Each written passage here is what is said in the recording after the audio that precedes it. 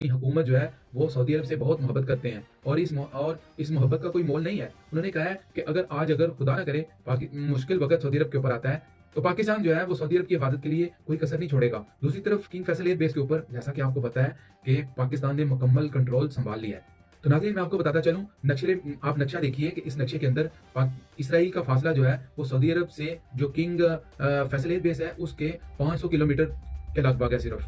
تو یہ میں آپ کو ایک بات بتاتا چلوں، اس پہ ایک حدیث مبارکہ بھی ہے۔ تو جناب رسول اللہ صلی اللہ علیہ وسلم نے فرمایا تھا کہ جب جنگیں ہوں گی تو اللہ تعالیٰ غیر عرب میں سے ایک ایسی فوج اٹھائے گا جو کہ عربوں سے ایک اچھے سوار ہوں گے۔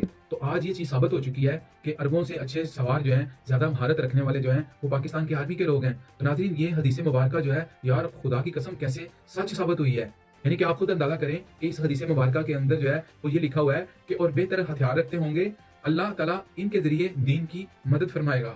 آج اس خدمت کے لیے اللہ پاک نے پاکستان کو چن لیا ہے۔ تو پاکستان زندہ باد۔